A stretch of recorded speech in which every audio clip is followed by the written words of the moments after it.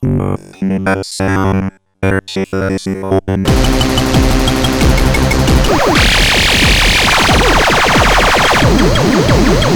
what's up everybody? My name is Jake, aka The Rabbit, and in this video I am going to be showing you the Qubit Data Bender.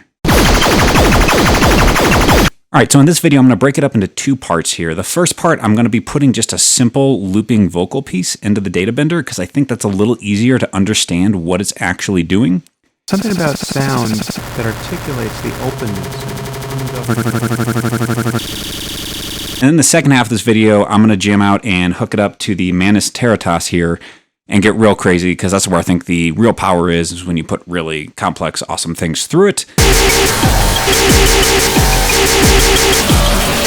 But we're going to start with some vocals, keep it a little tame so you can actually understand what the heck this thing is doing because it is amazing. This episode is brought to you by Perfect Circuit, the best place on the interwebs to exchange your money for pure sonic happiness.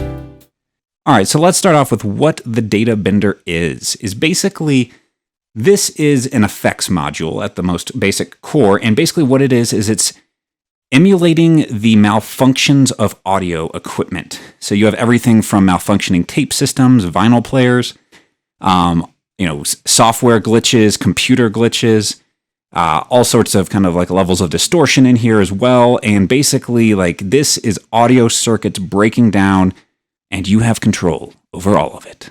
All right, so let's get started and hear what this thing actually sounds like. So I'm going to put this vocal sample through here, which is just a simple little Sam Harris meditation piece. And we're going to loop that here, and then we're going to start messing with it and hearing what's going on. There's something about sound that articulates the openness and ungovernability of experience. All right, so what we've got here is a pretty simple little vocal loop. All right, so first thing to know on the Data Bender is you've got this little mix knob right here, and this is going to mix between wet and dry. So I'm just going to go ahead and put this all the way over to dry, wet. And we're hearing some madness coming in already. So let's hear what we've got here. Actually, I've got the bend up here and the corrupt. So let's turn some of those down here, tame this thing down a little bit. So what is going on here? So basically, the first two things to know is you've got your time and your repeats. And these are kind of like your core controls. And messing with this is going to really change things around a bit. So let me pause real quick on the vocal. All right, so I'm going to get this vocal sample looping here, and then we're going to start messing around with this, and I'm going to show you some of the really cool functions of this thing. So let me get that going here. There's something about sound that articulates the So we've got this, and we're going to turn this mix up here. And we're going to just put that fully wet. And so, as you can hear, we're getting a little crazy audio glitching happening here already. So the thing to know is these two knobs up here, time and repeats here, basically they're both very interrelated, and these are like your two core functions. So what the Data Bender is doing is it's recording a buffer, can be up to about a minute in length, I think. And if I'm doing this, then it's going to record the full length of the sample. And ungoverned. There's something about sound. Here we go here. And ungoverned. And so right over here we got again low kind of things here. But if I go, and there we got some cool stuff here, getting granular kind of synthesis sound here, and get all the way some broken modem sounds here. And then likewise we can go here, and that's going to kind of just determine how often it's triggering. And so you can get some really interesting sounds where if you make your time longer but you're triggering more often, then you get some pretty crazy things going on here. And you'll hear, because it's clocked, you're kind of getting something rhythmic here. So this is where it gets really cool when you start putting things actually musical into that. All right, now let's start mangling this even further. Next coolest property is the bend property here. So this here, you've got micro mode and macro mode. We are going to start here in blue mode here, and we're going to turn on the bend. And so what bend is going to do, we're going to slow this down a bit. We're going to turn up the bend. And yeah, it's getting pretty nuts. So what bend is doing is this is reversing and playing it forward and backward. And it's also pitching it up or pitching it down. And there you go, super low. And all of this, again, in clock with the BPM, which makes it really fun. If we go all the way to the right, you're going to get massive, more high and lows kind of randomness triggered into this. And we can do the repeats up. And you start to get more frequent changes.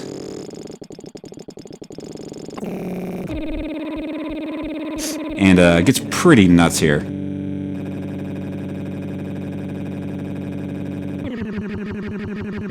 So again, starting to get some pretty interesting things here. Again, this is all, you can turn it on and off at the gate here and control the CV of this thing. I find I like somewhere around this frequency. You can start to get some really cool kind of musical stuff here, but we're gonna change that. So again, pretty nuts there. Now, we're going to go ahead and add break to this thing. So we got this madness going. And break is going to simulate more software and like CD skipping type glitches that happen. So we're going to turn on break, and then we're going to start turning up that knob. And you start to hear those really kind of computer glitch-esque sounds happening into this thing. And you can go pretty all the way to the max on that thing. And it starts just really kind of breaking that down. But again, you can just add subtly in there, add a bit in there. This is all, again, just vocal sounds right here. So, very nice, but let's scale that one back here a bit. And now, we've got this pretty crazy thing going here with the bend. Let's go into corrupt mode here. And corrupt actually has 3 different modes. You're going to see you can go to blue, green, or yellow here. Blue is really cool. What's interesting about corrupt is that this is not a just purely smooth effect. This is actually a bunch of different effects based on where you turn it. So, and they get more kind of gradually intense as you go. But if you kind of come up here, you'll start to hear some kind of like aliasing, some bit noise, everything in here. And then we get over here, you got some serious bit crushing happening. And getting over here, giving just more madness to the point where it just becomes, what am I listening to? I don't even know. But you can do some pretty cool, there's some really sweet spots in this, some of these effects that I really like. That's one I really enjoy. And then this one's I love right here as well. So there's some really cool effects there you can do on the blue version of this version here. And then you can come over to green. You get another effect coming through here. So this is basically simulating kind of CD skipping.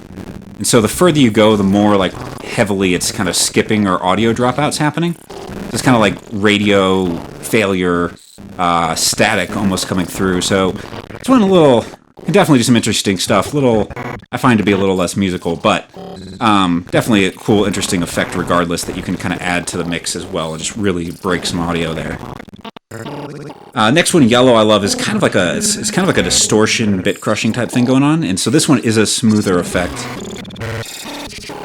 And so you get this like right around 12 o'clock, you get this pretty epic distortion going on, which is pretty cool. And so again, this is a vocal sample that we just turned into some sort of weird rhythmic synth line thing, and yeah. Like, what that's just, just turns things into madness here. So and then if you go really far on the 12, it kind of just really crushes it. I find you lose a little gain in volume. I feel like as you go up in the corrupt, the volume kind of drops a little. But pretty cool heavy sound. This is vocals you're listening to right now. So just give you an idea of the kind of mashing and mangling that this thing can do. So we're going to take that back down. And let's bring us back to our the openness, and there's something core about sound that articulates the openness and ungoverned. There's something about sound. All right, so we were just messing around with what is called micro mode, which is the blue mode up here. And we're going to now dive into macro mode. And actually, I'm going to show you the freeze after this, which is the same in both modes, but really cool effect as well. So if we click this, we're going to go over to green, and you're going to see these things kind of change a little bit. And what macro mode is really going to change your bend and your break functions. Correct, I believe, functions still the same way. But we're going to get some really cool stuff here, and it's just kind of 2 more effects, basically, that you get. So let me start my vocal sample again, and we're going to go ahead and listen to what this thing does. There's something about sound that articulates All right. the openness. So I'm going to put this at 12 o'clock. Sound that And you'll see it's blue there, which means it's basically off. Something But about sound that articulates the openness. let me just turn up that mix. So We're actually going to turn that all the way down. That articulates the and if we have repeats in time all the way down, what this is basically simulating is a tape speed change. So check this out. So we can again just pitch that and slow that whole thing down. Get real slow. And because it's recording that whole buffer and I have mix at 100%, it's just getting a little nuts. Likewise, go super fast with that thing. So again, really cool, kind of pretty. That articulates and then, the openness and let's just say you can start to.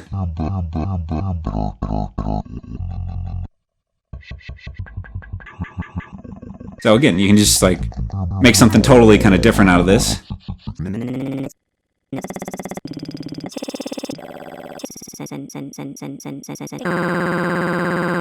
So again, pretty cool kind of effects you can kind of do here with that. But again, if you keep it right up here at center, it's going to keep you kind of like the raw vocal coming through there. But again, really cool kind of effect you can do there, and I personally love just driving some CV on this thing. So I got a math, just putting a quick envelope into this.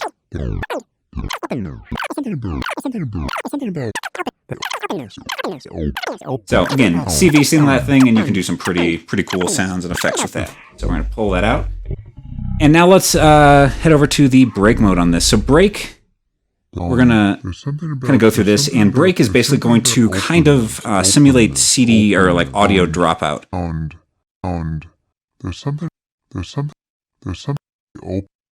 And basically the further right you go, the more it's going to drop out. This one is a little, you're basically getting like audio, just random kind of dropouts. So it can create some kind of interesting kind of effects here. This one's, again, I feel like these are sometimes a little less musical, but you can definitely still do some kind of cool stuff with it, but it's kind of an unpredictable dropouts of audio, and we'll mess with that a little bit more once we hook this up to the Iteritas, but just another, again, kind of effect you can do here. And then likewise, we still have all these cool effects we can add on that as well.